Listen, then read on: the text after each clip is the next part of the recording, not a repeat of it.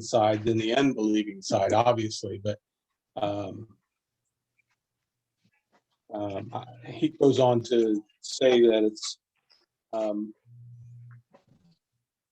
what's he saying here? It's difficult for a Bible believing follower of Christ as a young person in our present culture. And it's also not just young people right now, because of the fact that there's so many things that you can get involved in that take you away from this. It's pretty easy to do, and really have to stay focused all the time. Mm-hmm. The way it is. And by the way, the crunching that you hear in the background is not, I was going to say not Leah, No, but it's our dog, and he's just down here. So Oh, okay. yeah, so, Good to know. yeah, we apologize for the sound effects. yeah. If you hear any crunching on my end, let me know, because I don't have a dog in here, so I'd be concerned. It's just you crunching then, right? Just me crunching, I guess, and I'm not eating anything, so I guess we got bigger concerns. I thought too that when he said that fulfillment in life ultimately can't be found in anything outside of God, Mhm. I think we have to constantly remind ourselves of that too. Not letting things slip into the a higher priority or get in the way in any way. It's just really easy to get distracted. Oh yeah, absolutely. Yeah, I thought that was a nice way to open that chapter, Max. That jumped out at you. I'm glad, because that's certainly not necessarily our conversation here isn't really about being persuasive, because there's nobody here right now to persuade, but that's the idea that kind of we're trying to convince other folks of when we evangelize, is this idea that there is something about belief that even though it's costly, it's worth it, right? That's that idea.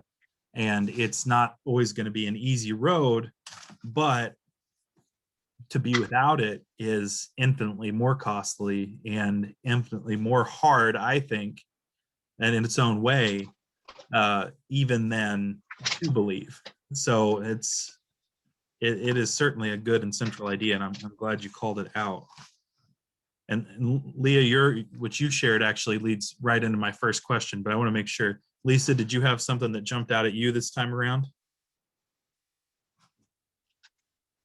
I want to make sure which chapter we're looking at for sure tonight. We're looking at 6 and 11. Oh, that's why, because I'm on the wrong chapter. And that's okay. Okay. That's I should have reposted the list this week, but I didn't. And because I knew I read what Max was talking about, but I have not read 11. So Okay, that's fine. We'll have some questions, and you can still participate. It's not necessarily you have to have read it sort of thing. So. Well, I guess my first question is this. There's this idea he sets up in the book, and actually he did it really well with that. I thought that Jim Carrey kind of quote that he pulled out was cool. This idea that sometimes we chase things that ultimately will not fulfill us. And I think that dovetails with what you said, Leah, about, those things that kind of jostle for first place in our lives, jostle for our attention. And so I guess the question that I wanted to ask sort of the group is, what are those things that you tend to want to put first before God if you're not watching yourself? What are those things that kind of tempt you the most, or that you struggle to keep in their right priority?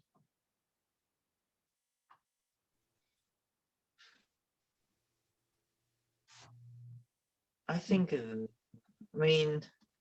your family takes a lot of your time, and you focus on that, which can take you, either closer or away. And like if you're a really busy family, then you have a lot of busyness going on, and that can take you away. Yeah, absolutely. I think both those things are entirely valid things that sometimes people place ahead of God, whether they intend to or not. You know, both the idea of family. Sometimes we're so caught up in the running of our family or in our relationships with our family members that we are putting those things first, and we might mean well, but if we're putting them before God, then it's going to put us in a place we don't want to be, right? And the busyness piece, I think, is huge for a lot of folks these days. Oh, we lost Lisa. Oh, we lost her. She'll be back. But yeah, the busyness piece is huge. I'll finish that thought when she gets back. But what did you all have? I think when I was working, I always struggled. The job Mhm. seemed to be very consuming, and I was always fighting that one. How about you? Well, uh, busyness is definitely a part of life right now. And although it's not as busy since I retired, obviously, but I had an experience just last week. I was gone for a week and down south, and all day something was going on with this group of guys I was with. So I had to make sure that I allowed time to worship God. Mhm. I get up a little early, put my earbuds in, and listen. Listen then before anything else happened. And there was been a couple times lately that it's been later in the day, because I try to always do this in the morning and kind of start my day that way. But a couple times lately I've been it's been later in the day, and I don't know if you're familiar. This is terrible, but I'm very honest about this kind of stuff. Uverse has a thing that tracks the number of times you get on there, Mm. and if you don't keep up with it, it starts you over. So Oh, okay. and so it's a good thing, but you can also use it as something that says, I'm just doing this to get another click count, or something. And I don't ever want it to be that way, but it is a driving factor. And of all things, that means something to me, that I continue to get that number there. And believe me, it's kind of like going to church. I want to, when I was a kid, you used to go to church and you get a star, Sure. Remember that? Yeah. And you get a star, and you never wanted to miss because you got all those stars. And if you got so many stars, you got a pin. Oh my gosh, it just went on. But was a reward system, and this is sort of like a reward system for old people, and it works good. It works really well, because I continue to stay focused even on vacation when I'm gone, to try to do that. Yeah. And so, but it's very easy to get distracted in today's world. Mhm. I like golf. I play a lot of golf, and I can get distracted. I lost Josiah now. No, I'm here. Okay. Oh, But I can get distracted with that too, and paying way too much attention to that or something else than what I should be. And honestly, another thing, and this is just me, is I do look sometimes over the fence at other things, where he's talking about it in this book. Mhm. Looking at things over the fence, Yeah. that you kind of want or you wish you had. Here's a prime example. There's it's cold and freezing and snowing and rainy here, and down south where I was, it was really nice. I mean, 65, 70 degrees. Okay. So when we're on a golf course, I look over and I see all these gorgeous homes. I mean, it's just the way it is. Yeah. And that feeling can very easily come over you, and you say, boy, I wish I could I could live here, or I wish I had a home like that, or whatever. Yeah. Then reality kicks in. I think, I've got an okay home. Don't worry about it. Sure. Right, but yeah, no, I think you're dead on though, that those things, it's pretty easy to get pulled into that stuff, and it's just in our nature to look at the shiny thing sometimes, and Exactly. get pulled toward it, and if you check yourself, you're okay, but there are an awful lot of folks out there, and I'd like to think that it was just outside the church, but it's in the church too, that they're just chasing those sorts of things, and that'll take you places you never want to go, never intend to go, I Exactly. think. Yeah, exactly. So yeah, thank you for sharing that. I know, just from my own experience, the thing with the work thing with you, Leah, is something that resonated with me.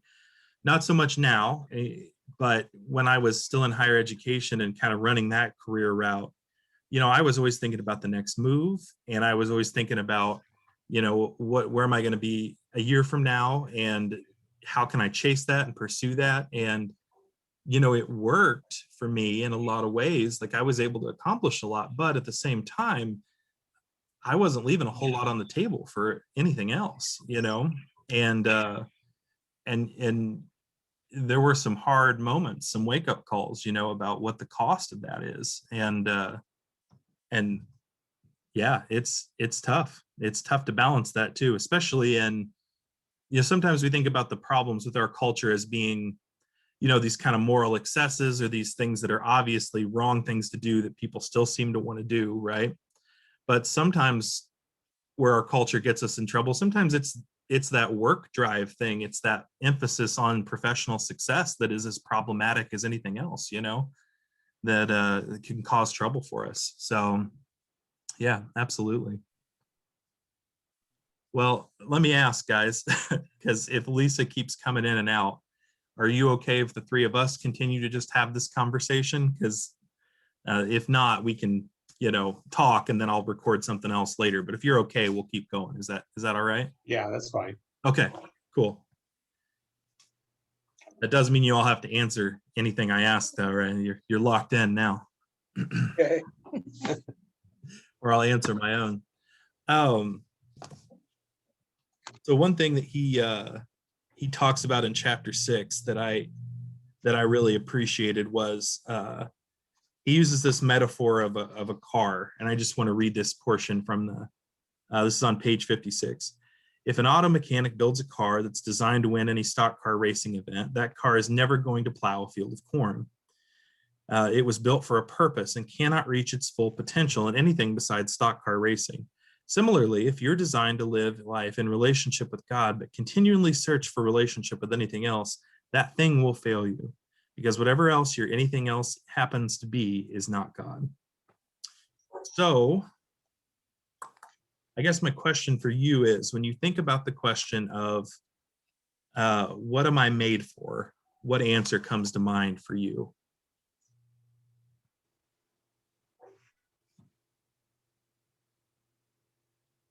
That's a big question. It absolutely is. And feel free to take a second. Yeah.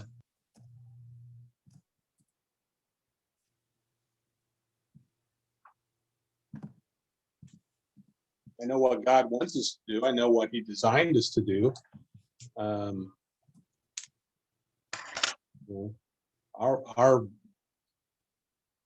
goal is to spread the gospel, and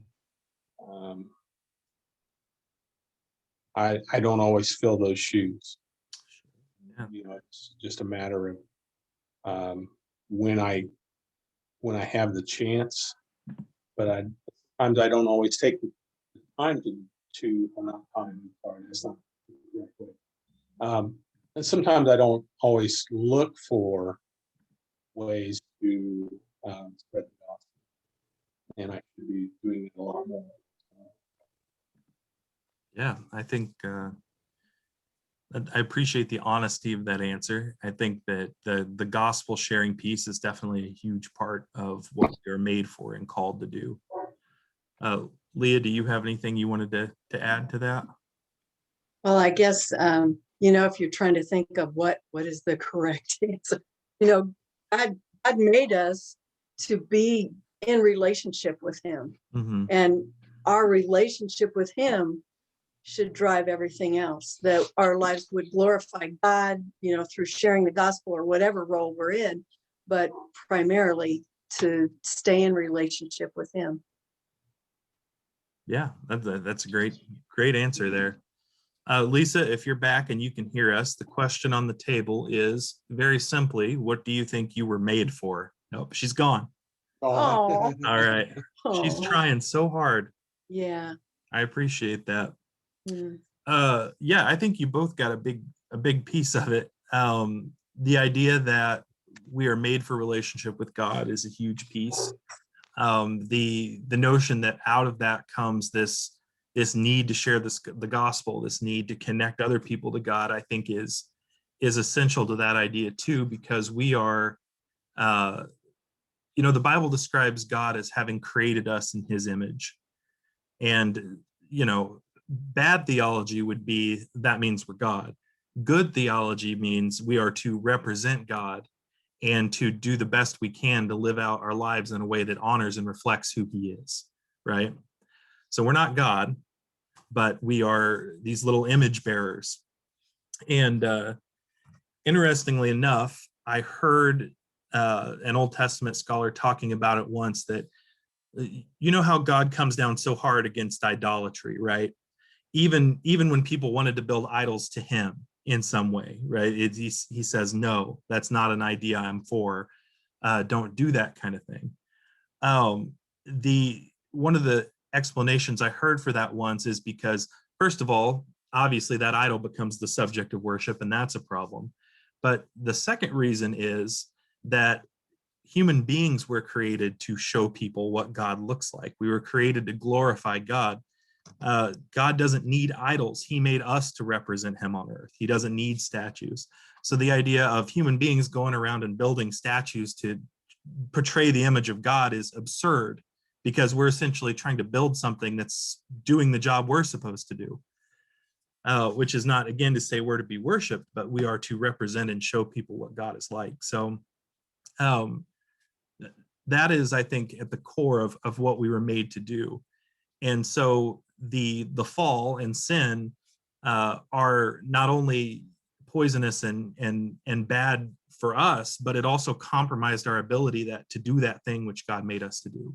We are cracked vessels, we are cracked mirrors, so to speak, because of that sin.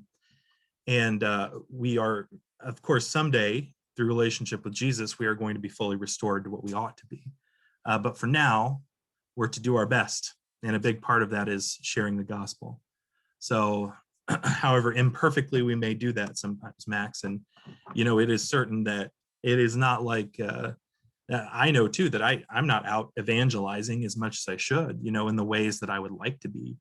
And I think that's something that I'm going to have to continue to challenge myself and to invite him to challenge me on, is that aspect of it too.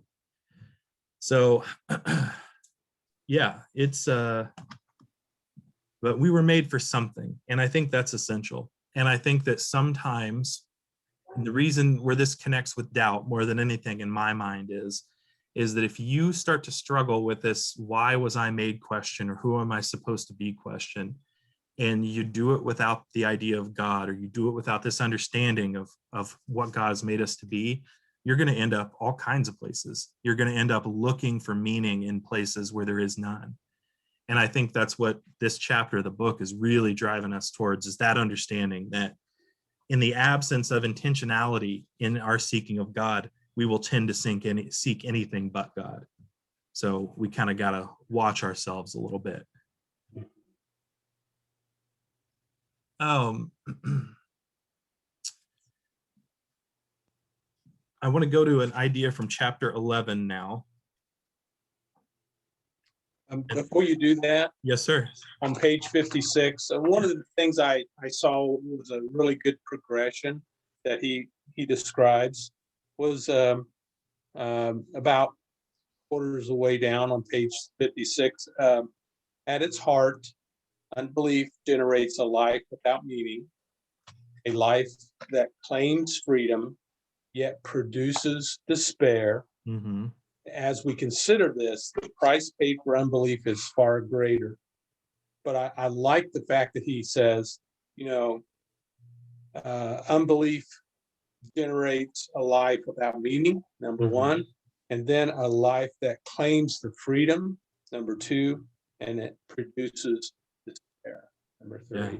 I really like that way he kind of says that, yeah, because it seems like it's one of those things that in life that starts off simple. Hmm. You know, you have this little bit of um, unbelief or a little bit of doubt that turns into unbelief, and then all of a sudden it just kind of snowballs, Yeah. and then here all of a sudden you are in despair, my friend, because you can't seem to get out of that hole.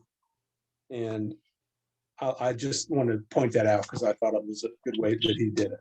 Yeah, he did a really nice job of sort of summarizing the whole argument, I think, of the chapter right there.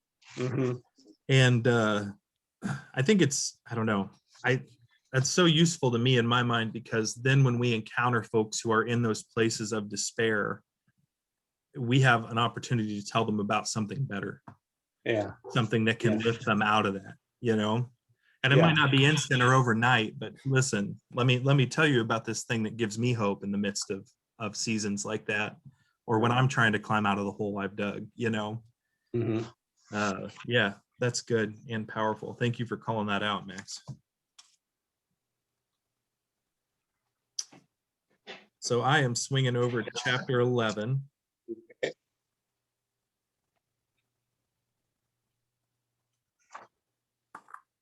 And this alludes to something you said earlier, Max, but the chapter title for this is Greener Grass.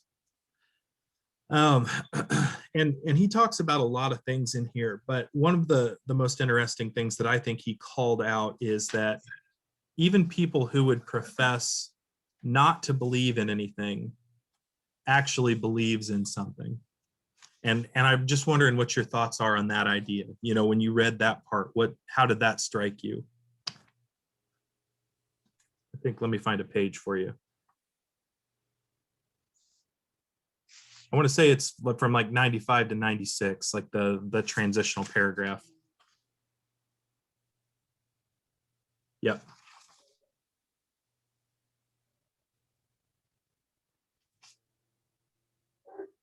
I'm sorry, would you ask that question again? What does that mean to us?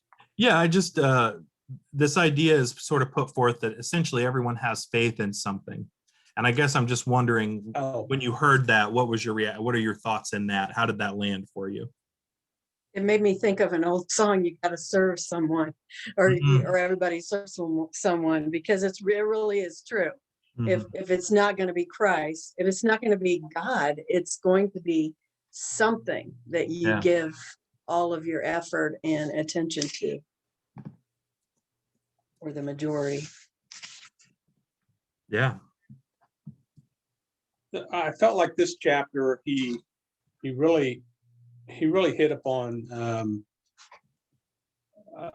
the atheist and how they believe, and what we believe as faith. Mhm. And I think his point, and if I heard this right, was that he was trying to say everybody has faith. Yeah. Even the atheist has a faith. Mhm. But you sometimes have to point that out, you know, that, okay, well, we have a faith in God, but your faith may be in, you know, I don't know how to say it, but Yeah. in something else that lacks God.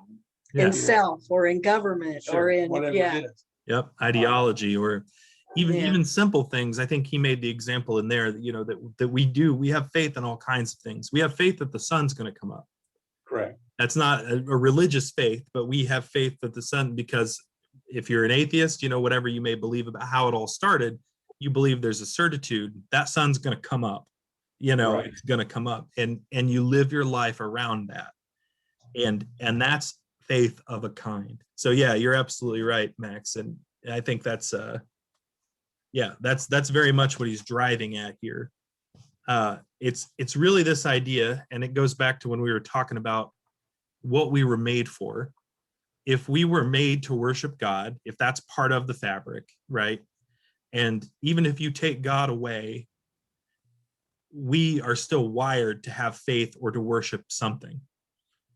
And so human beings, we're always going to point that, because we're made in the image of God and we're made that way, we're going to do that. And so we have to be real careful again about where we're kind of pointing that energy and that. And that's what he's trying to say, is that really atheists have just taken that impulse, that faith, and have pointed it at something other than God, and have done that willfully, or have done that because they haven't been convinced effectively that there is a God. So I'm not going to bother believing in something that I don't think is real, or that nobody's ever given me a reason to believe in, right? A lot of roads lead to atheism, but it's this idea that, yeah, they still have faith in something, you know. Now, they may not like to hear that. That's one of those things where, and he pulls this argument from Tim Keller, who's a great apologist and who tries to rationalize and reason through these ideas of God, right? But just because it makes logical sense does not mean a person's ready to accept that or to own that about themselves. And so it's one of those things where, you know, you can write it in the book that we as Christians are going to read, and it can be affirming for us, but that is not the play that I would take out if I were going to talk to someone who was an atheist. You know, it would not be to be like, well, you got faith in something, you think the sun's going to, that's just going to put somebody on guard, right? Yeah. Even if it's real, you know, they may not be at a point where they're ready to hear that. So we've talked about relationality first before, but that's one of the reasons you got to know people you're talking to, I think. Oh yeah, and you know, in our small group, in Bill's small group, we studied a book called "I Don't Have Enough Faith to Be an Atheist." Have you ever heard of that one? I've heard of it. I've never read it. Yeah, and it was a good book, and it took the direction of a little more scientifically proving, you know, and how to speak to an atheist.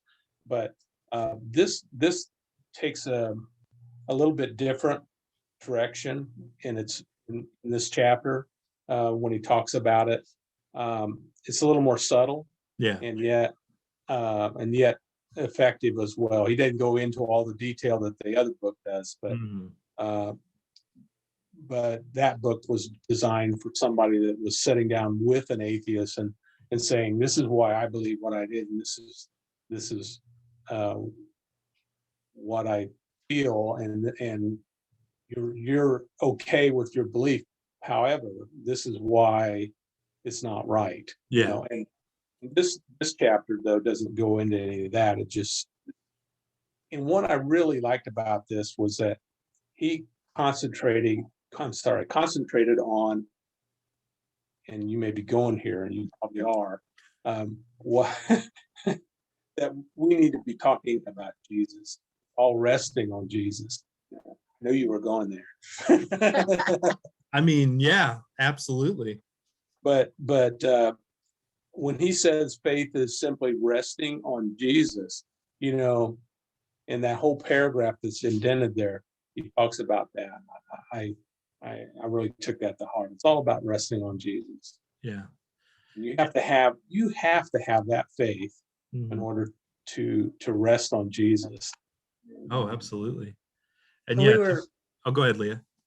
We were talking today about how, you know, one of the kind of the first things you learn as a new Christian is that how God designed us is with a void in our life that only he can fill. Even though we might try to fit other things into it, he's the only thing that's going to satisfy your soul. And it's almost, you know, you can see it not fitting when you see other people trying to fit other people or other things into that void. You can see that it's not happening. It's not working for them. And that can be kind of frustrating to see sometimes. But then when we see it in ourselves too, I like how he said that the goal is Christ and Christ alone. Faith, faith is an important part of this, but faith is not the end goal. Jesus is. And boy, that really made me think when I saw that sentence, that's so true. You know? Yeah. No, that's a great sort of Christ-centered statement, right? Because Mhm. faith is still our thing. It's still something we're doing, which means it's prone to imperfection. It's prone to, and I think he says in here, that's one of the reasons Jesus kind of says you only need a mustard seed's worth of it. The idea that we would have to produce so much or it would have to be so right is always going to be beyond us. But knowing that Christ is at the center, who is God and who is perfect and who has redeemed us and loves us, that's freedom, knowing that it doesn't have to be me or my effort or my drive. It's something else entirely that all this is built upon. Sure is. And that's a good word. But yeah, I think the meat of this chapter is really and it's just like a page and a half, really. But It is, right, right. it's that resting in Jesus piece. And so the question that I was going to ask you is, where do you tend to go when you're looking for lack of a better word, more Jesus? Where do you tend to go? What are those things that are enriching to you or that make you feel closer to the Lord or more connected to the Lord? What practices, what does that look like for you two? Well, one of the things I really, that really gets me, believe it or not, deeper into my belief is music. Mm. I hear things sometimes, there's songs that just really just move me. And, you know, and it can move me in different ways.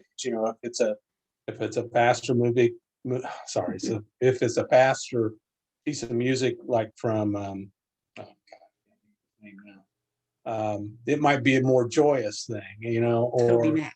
Toby Mac, yeah, it's like a Toby Mac song or something, and then you get other people that are just, it's a repetitive thing sometimes, Mhm. and you know, um, my honestly, my brother, who's older and is used to be a pastor, and he goes to a little Baptist church in Kokomo. He's awesome too. Yeah, he is funny, but he always says that he just loves the song, the um, um, hymns. He just loves hymns. Oh, sure. Yeah, absolutely.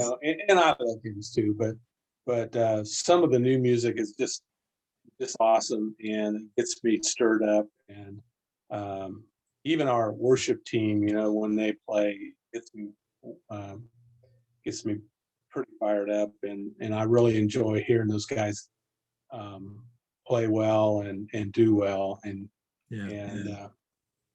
I get a little emotional sometimes in church. Hey, we're blessed. We've got a great Yeah, we've got a great worship team. we do. Yeah. And anyway, but music is kind of my thing. And, and I also, Lee and I read in the mornings, and sometimes we kind of compare notes, and we will, well, like I started studying this book of Daniel, and I got her started on Daniel, Yeah. and then we were both like figuring out all these new things that we didn't think about in Daniel all of a sudden, Yeah. And so that was a kind of a stimulus to us, just trying to find things that talk about things that we hadn't thought about before when Daniel came along.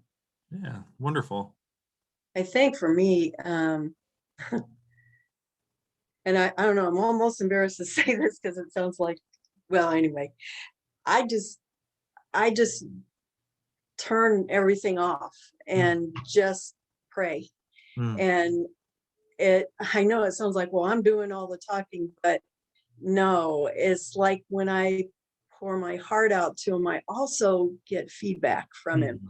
And as I consider, if I'm going through a hard time, as I consider all the prayers he's answered and how many times he's blessed me and come through, and that builds my faith, that just remembering, the works of his hand in our life, that helps me a lot. That and just reading more about it in the Bible. But I think those are the two big things for me in talking to this guy sometimes.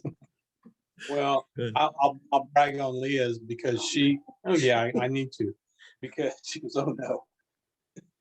Because she keeps track of all the prayers that were answered, Mm. and she writes them down.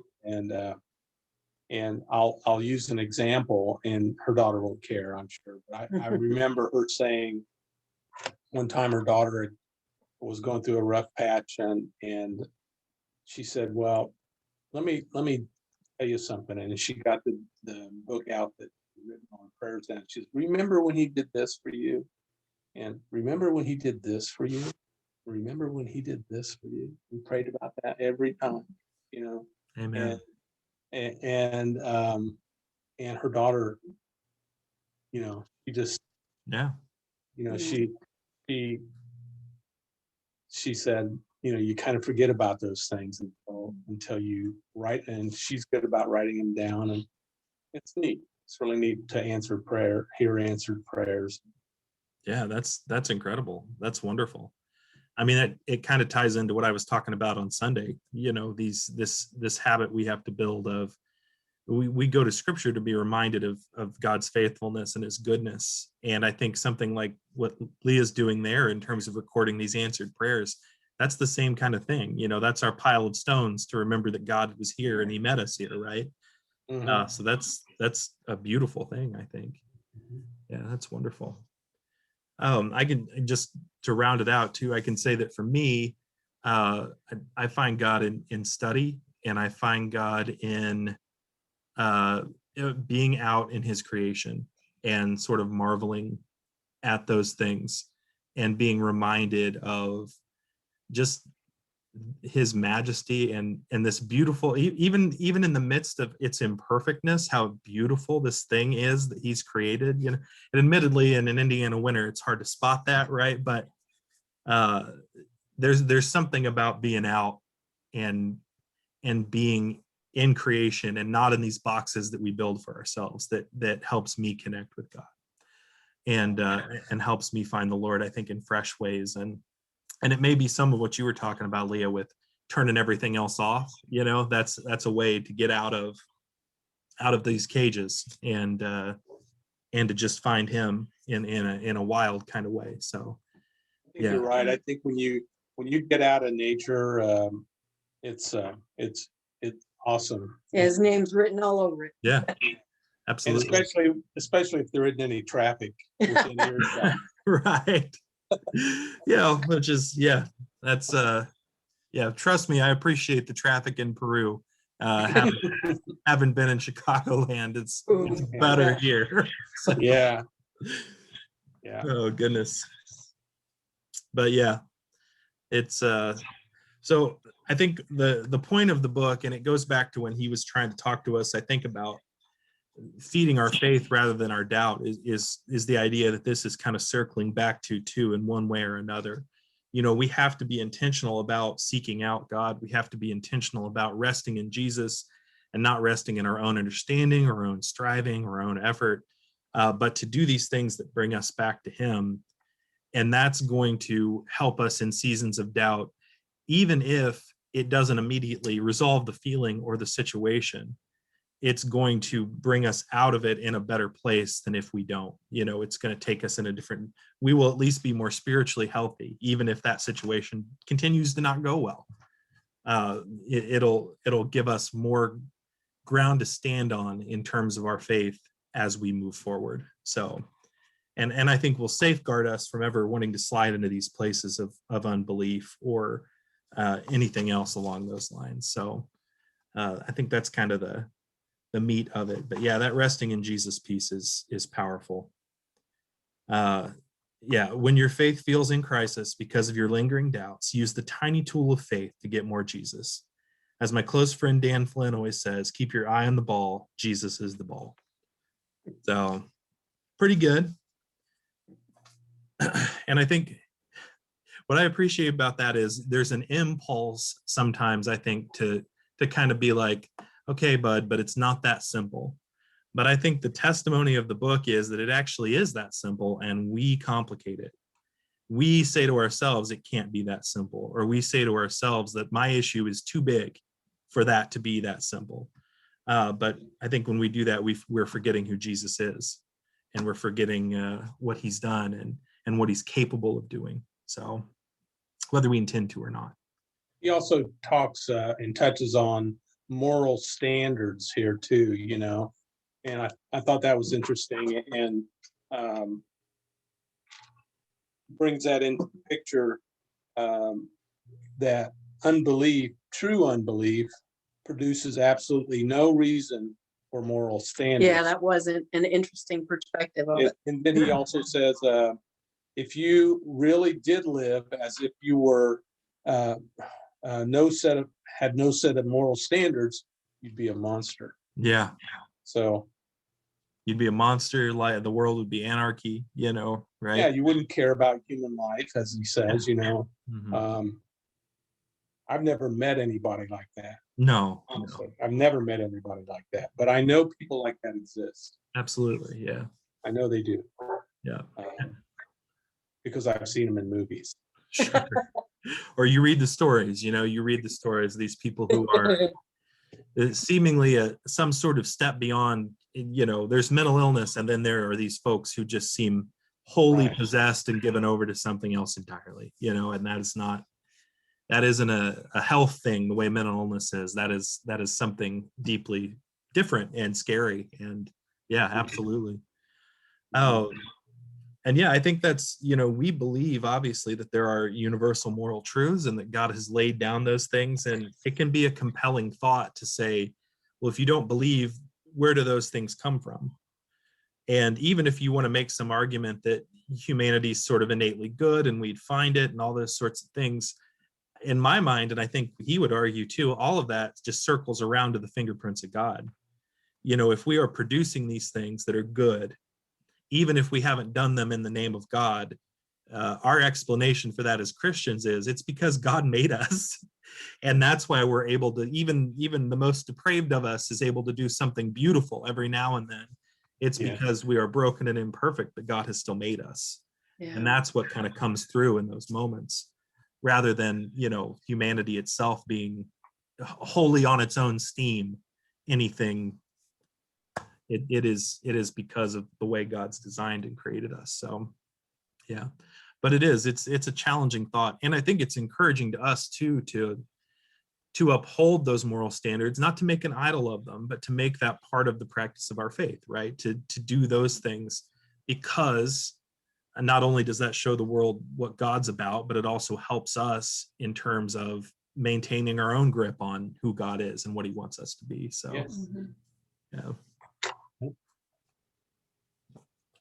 So I think he did a real nice job with chapter 11. I like a chapter 11. Mhm. Good work. We'll give him a star. A+. Yeah, he'll get a star for chapter. If I ever meet him, I'll be like, well, it was a good book, but chapter 11, whew, especially that back half, Yeah. Well, that was kind of everything I had. Did y'all have any other thoughts or things you wanted to say before I close this in prayer? No, Okay. been a good discussion, Josiah. Yeah. Well, let me say before God and Zoom that I appreciate the two of you being in this kind of two-way dialogue. And Lisa, if you watch this later, we saw how hard you were trying to connect. And we're Yep. so sorry we didn't get to connect with you, but Yeah. thank you for trying. And yeah, well, let me go to the Lord in prayer. Oh, Father God, we thank you that when we seek you, we find you, God, because you're never far away. Lord, we thank you that you desire to know us intimately, and that you are not a God who has redeemed us and then left us alone. That you're a God who only draws closer as we seek you out. So Lord, give us the wisdom to know where to find you, and give us the wisdom to go to those places, especially in seasons when we're struggling, but even in seasons when we're doing well, God. We just pray that we continue to return to the well that you've prepared for us, the one that never runs dry. And we just thank you so much for your spirit and for your word and for community that encourages us in our faith and in our walk. We lift these things up in your name. We praise you alone. Amen. Well, thanks y'all. I'll see you Sunday. Yes. Well, I won't see you Sunday. I'm out of town this week, but I'll see you soon. Oh, I'm going to Oh, see. yeah, are you going turkey hunting? That'll be in April. I am going to visit my parents though. So oh, good. Yeah. Enjoy your visit. I will, but I'll see y'all soon. All right, Okay. see ya. Bye.